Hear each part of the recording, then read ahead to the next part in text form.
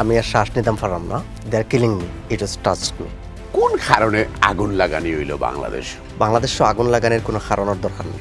অন্য কোনো গণমাধ্যম নাই, এই দুইটারে পছন্দ করলো কেন তারা? তারা প্রত্যেকটা সরকারে চ্যালেঞ্জ করছে। তুমি ইংল্যান্ড আইয়া প্রথম আলাত খানে কাম করতে, তুমি তো বাংলাদেশ থেকে প্রথম আলাত কাম করতে পারতে, এবার তুমিও চাইরা যে দকুল বজায় থাকতো। আমার দীর্ঘদিনের একটা প্ল্যান আছিল, এই প্ল্যানটার বাস্তবায়ন করার লাগে তারা প্রথম আলো এবং ডেইলি স্টারও গিয়ে আক্রমণ করছে, ভাঙচুর করছে এবং আগুন দিছে।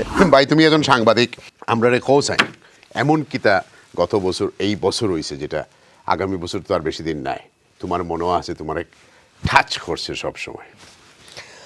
থ্যাংক ইউ মাহি ভাই, আজকের অনুষ্ঠানে আমার দাওয়াত দেওয়ার লাগিয়া।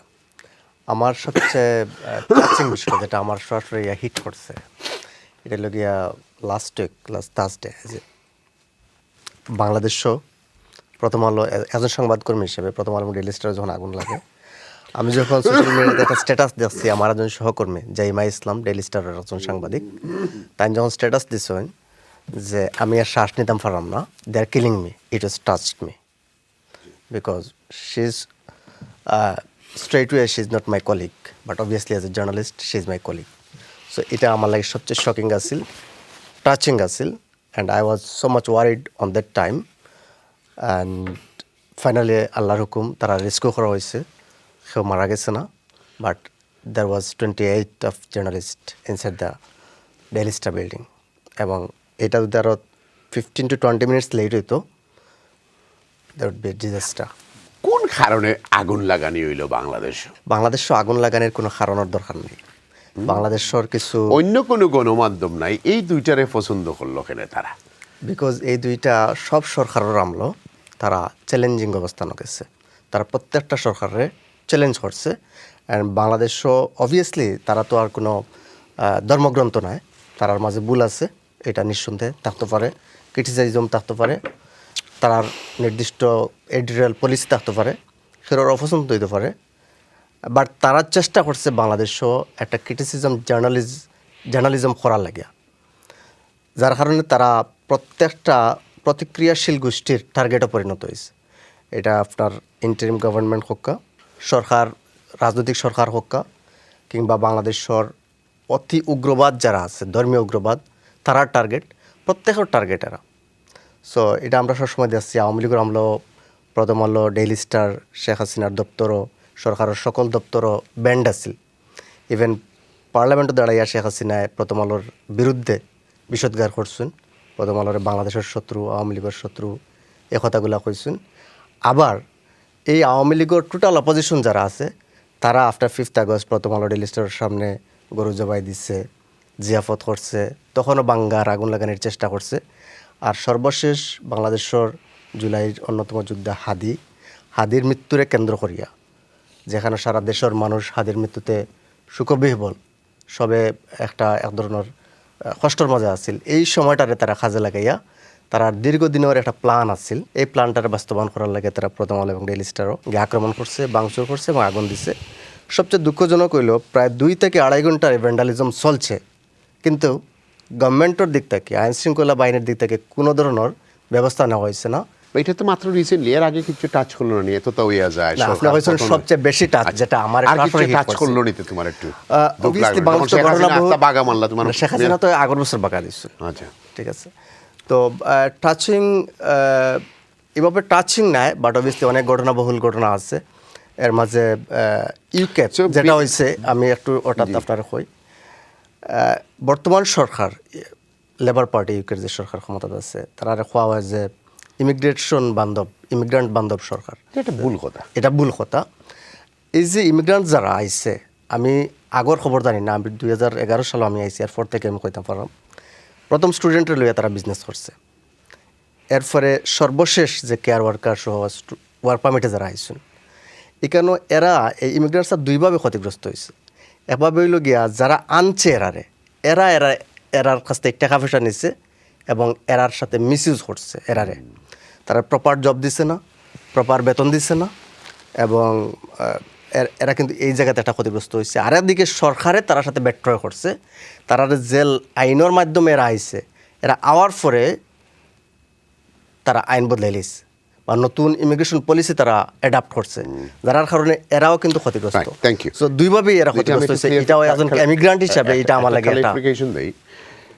প্রথম জিনিস যে ইংল্যান্ড আজকে পর্যন্ত আমার জানা নাই কোনো ব্যাকডেটেড কোনো আইন বানানি হয় যখনও, কারণ আমি তো ওয়ার্ক পারমিটের চ্যানেলে সব 21 বছর মানুষ আনছি, যখন ফয়লা 2 বছর আসিল 2 বছরে ফয়লা লেগে লই যেত মানুষ, তারপরে এগো 4 বছর গেছে, তারপরে এগো 5 বছর গেছে, যে সময় করছে ওই সময়তে কি হয়েছে আমি বিশ্বাস করি না যে এটা কোনো ব্যাকডেটেড কিছু হবে। এটা আমরার মাঝে কিছু লয়ার আসুন, কিছু হুজুগে আসুন, কতজনে কত রকমের বুদ্ধি দেয়, বাট টাইম উইল সে ফেব্রুয়ারি বা বাট যারা 26,000 বেতনের থ্রেশহোল্ড আছিল, এটা তো এখন 38 গেছে, এবং এরা যে ভিসা হোল্ড করে তারা তো এটার উত্তর দেই তোমারে। জি। করোনার আগে আমরা এই দেশেও 40 থেকে 50 পাউন্ডে লেবার পাইতাম, এখন আমরা 120 পাউন্ড দিই। করোনার আগে এই দেশেও প্রপার্টি তোমার 1200 পাউন্ডে মিলতো 2 বেডরুম, এখন এগুলোর দাম 1800 pound. Everything new world order came in, everything go না। আমার কথা হয়েছে তার যদি স্কিল থাকে তো এখানে এই পয়সা পাইতো না, মার্কেটও আছে স্কিল ওয়ার্কার 250,000 এখনও জব বাকি, শর্টেজ আছে। মেইন কথা হয়েছে যে সরকার এটা ট্রু ইমিগ্রেন্টস এগেইনস্ট সব সরকার এখন, that is because out of control. Do we need immigrants, এটা একটা বড় question. Yes we do, but কোন জায়গাতে আমরা দরকার, এটা হলো আমরা নার্সিং ক্ষেত্রে দরকার আছে, ডাক্তারের ক্ষেত্রে দরকার আছে, আমরা প্রফেশনালিজম ক্ষেত্রে দরকার আছে। অ্যান্ড আমি আসলে কিছু এগ্রি করি যে ইমিগ্রেশনের লুপহোলগুলা এত ইথরামি, মানে এত ইথরামি একটা লুপহোল, এই লুপগুলা বন্ধ করার দরকার। আমরা জেনুইন মানুষ সকলের দরকার। আমরা স্টুডেন্ট আনলে স্টুডেন্ট আইতো জানিয়া যে বাবা আমি গেলেই আমার পয়সা লাগবো, যে আমিও না 20 ঘন্টা খাম করিয়া আমি তোমার কলেজেরও ফি দিলাইমো, ইউনিভার্সিটির ফি দিলাইমো, বাড়িতেও ফঠাই দিব। এটা তো আর লন্ডন গাছও যারা দিলে পয়সা আয় না রে ভাই। রাত দিন 24 ঘন্টা আমরা কাম করা লাগে, 18 ঘন্টা এই বয়সেও আমরা কাম করি, খালি কামই করতে হয়। So I don't agri totally যে